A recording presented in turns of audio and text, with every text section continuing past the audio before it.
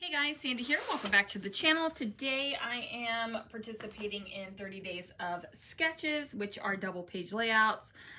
This is created by Brandy Joe. It is a double page layout. Big focal photo on the left and a bunch of little ones on the right. And I am in my Disneyland album. And I am actually going to treat those 6 photos over here on the right hand side as this. And then my right hand or my left hand photos are going to be these. These are all pictures of either the inside or the outside of Bibbidi Bobbidi Boutique in Disneyland. So I've got my never-ending kit. I've got my photos. Let's see what I can do. All right, guys, so I've got this set up. I've moved around my photos a little bit to make it work a little bit better with the sketch. I'm not stressing about that. You shouldn't stress about that either. But I am excited to get this layout finished. Now, I actually do journal on this layout. A lot of my Disney layouts, you guys, I don't journal. I have a lot of Disney albums. We go to Disney a lot. I have a lot of Disney albums that have not even been started yet. And I just don't have a lot to say about it all the time, right? Which might seem weird because I say Disney is my happy place, and Disney is my happy place. I love going to Disney. So, anyway, enough of that. It was really cool. The Bibbidi Bobbidi Boutique in Disneyland was really cool. So, Crystal had a list of things to be on the lookout for at Disneyland. And one of the things was look up at the Bibbidi Bobbidi Boutique. And sure enough, there was some fun stuff on the top of the wall, right? There were princess dresses, there were tiaras, there were crowns and jewels and all of the things.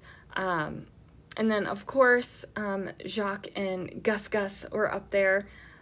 Gus Gus is a favorite in our house, especially it's a Christopher favorite,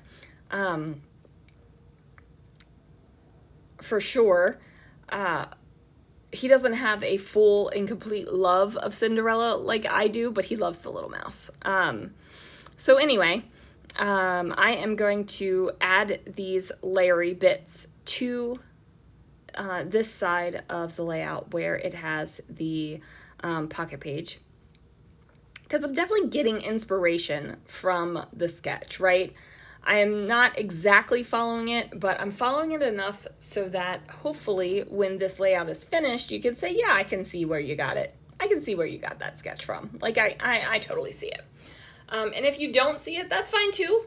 I like the layout, and that's what matters, right? Ultimately, it ends, at the end of the day, you guys, it matters if you're enjoying the process and if you enjoy the end. Now, sometimes I enjoy the process more than I enjoy the end result, and sometimes I enjoy the end result a lot more than I enjoy the process. And sometimes it's all great, and sometimes it's just like, thank the good Lord above that page is just finished and I don't have to deal with it ever again. But I think when you're scrapbooking, every page can't be a masterpiece, right? And every page can't be a dud. But honestly, you guys, done is better than not. Done is better than pictures sitting in your photo box.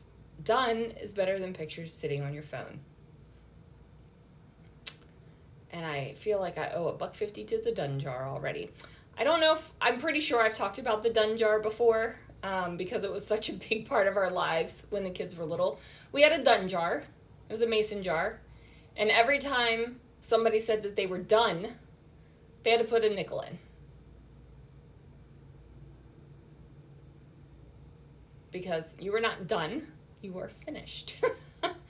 And every time someone says done, I'm like, 5 cents in the done jar. So anyway, that's just a little moment. As you can see, I built a photo mat type situation with the 2 photos that I'm using on, excuse me guys, on the left hand side of the layout. This sketch does have 1 photo, but I have 2. So that's the way it's going to be.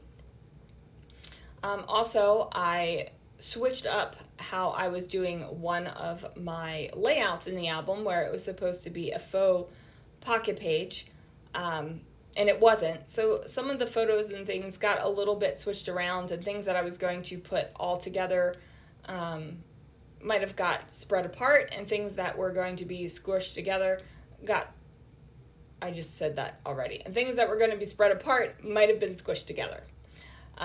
So I think that's what's happening here on this layout. But I've got the little bits of layers. I'm decorating both the pocket page side and the full 12 by 12 side, which I enjoy. I'm not going to say I haven't ever done photos in a pocket page where I haven't decorated it somehow. I'm pretty sure there's just photos in a page somewhere in my album collection. And I'm not stressed about that. And I'm not stressed about the fact that I'm decorating this one. I am going to use these pre-made decorations so that I have a place to journal. I'm going to bring in some of the florally bits. Just anything that I think is kind of screaming the Bibbidi Bobbidi boutique to me. And like I said, it's definitely screaming at me. I'm using these Simple Stories Valentine's collections to actually get this scrapped. This is a key with some flowers on it.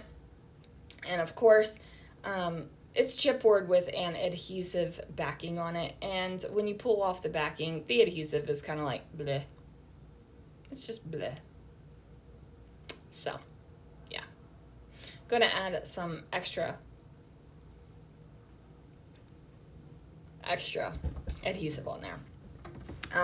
Also, after this layout, I go ahead and pop out the couple little bit of chipboards that are left and throw the chipboard and the packaging in the bin. As you guys have heard me talk about before, I am not a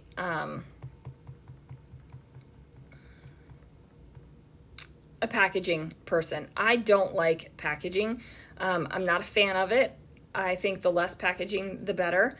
I think it is kind of crazy, actually, that there is so much packaging in scrapbooking, right? There's inner packaging and outer packaging, and it's just like, oh, for the love of all that is holy, minimize your packaging. Even in my shop, I don't have fancy packaging. I have a plastic bag for protection, and it gets a scrapping reflection sticker on it. If I could get away with not doing that, I would. But I think that there is something to say for the experience of packaging, and I know some people absolutely love it when they get cute colored packaging or cute themed packaging, and I'm just like, why? That expense is going somewhere, right? And I don't want to take on that expense, and I don't want to pass on that expense.